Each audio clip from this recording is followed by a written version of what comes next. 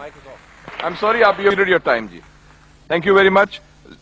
The last speaker for this discussion on national integration, Sayyid Adnan Kakakhail Sahib, seat number 93, Jamiatul Ulum Islamia, Banori Town, Karachi se ताल्लुक है इनका.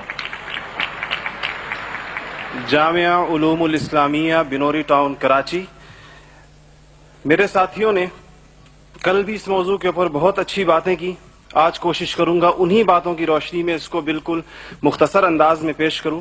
इसमें दो राय नहीं है कि हमारा सबसे बड़ा बहरान नजरियाती यकजहती, फिक्री वहदत और इत्तेहाद व इत्तेफाक से महरूमी है. मगर सोचने की बात यह है कि ये महरूमी 58 साल गुजरने के बावजूद अभी तक क्यों है.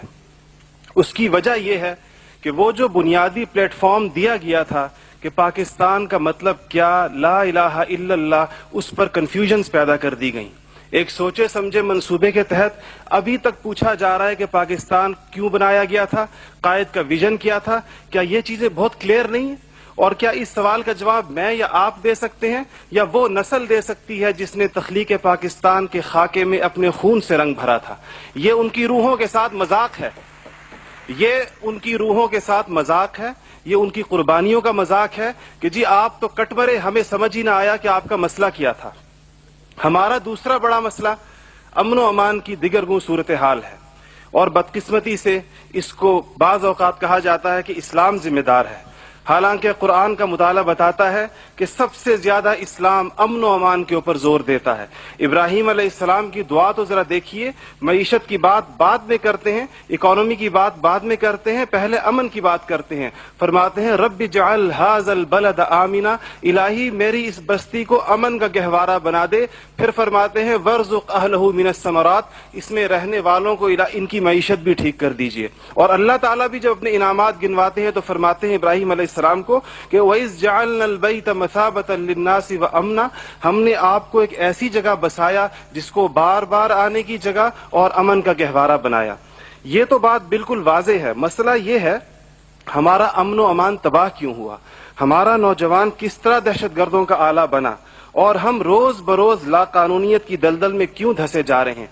जनाब सदर, नोट करने की बात है कि यह सबक उसको किसी मजहब ने नहीं सिखाया, यह सबक उसको किसी दीन ने नहीं बताया. ये तबकाती तफरीक, इस्तेहसाली निज़ाम, टैलेंट की बेकदरी, तालीमी ढांचे का खोखलापन, बे इंतहा करप्शन और इख्तियारात के नाजायज इस्तेमाल वो खौफनाक मसाइल हैं जो नौजवान को इस तरफ लेकर गए हैं.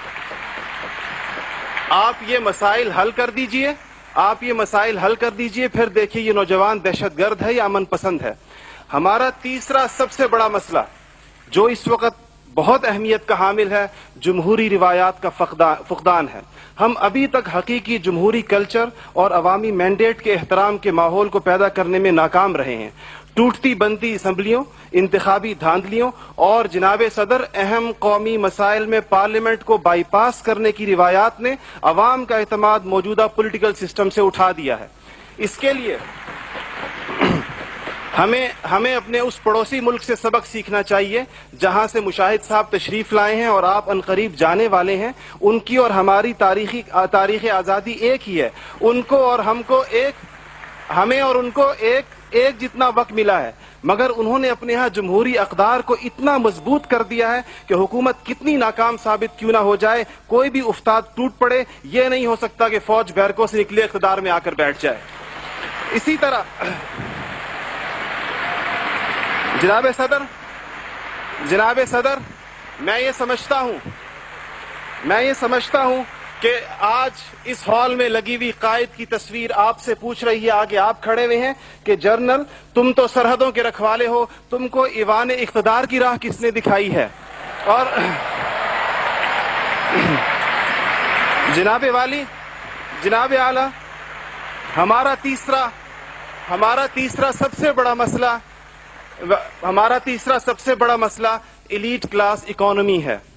आपके आदादो शुमार के जादूगर कह रहे हैं कि मईशत तरक्की कर रही है, ज़र मुबादला के ज़खायर बढ़ रहे हैं, कर्जे कम हो गए हैं, कशकोल टूट गई है. आप बार बार कहते हैं पहले हम मांगने जाते थे, अब हम देने जाते हैं. और अवाम हैरान है कि खुदाया क्या माजरा है. मईशत तरक्की कर रही है, गरीब का चूल्हा बुझ रहा है, ज़र मुबादला के ज़खायर बढ़ रहे हैं, पेट्रोल की कीमतें आसमान से बातें कर रही हैं, रुपए की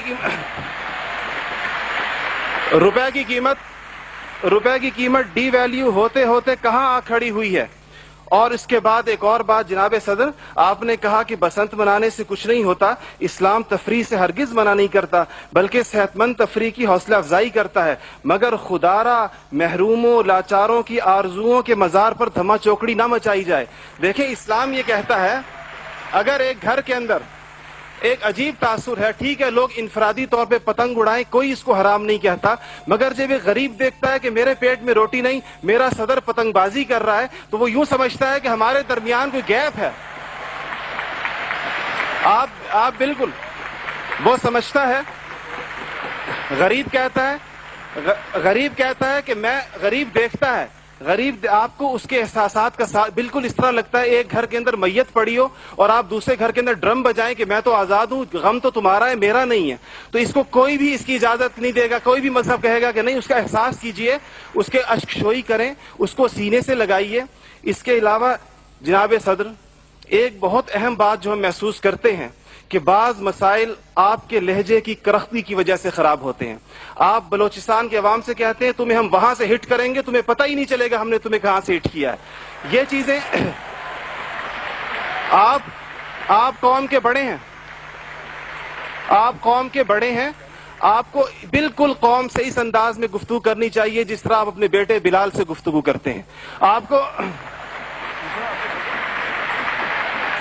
اس کے جناب صدر آپ کا لہجہ جو ہے, وردی کی بات میری بہن نے کی, وردی کی بات تو آپ نے خود 14 کروڑ عوام سے کہا تھا میں 31 دسمبر کو اتار دوں گا, پھر قوم کے وسیع تر مفاد میں آپ وعدے سے مکر گئے.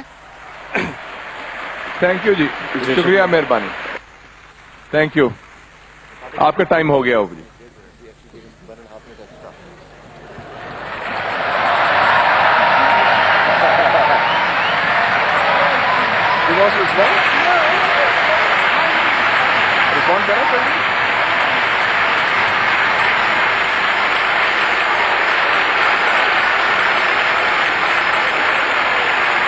Okay.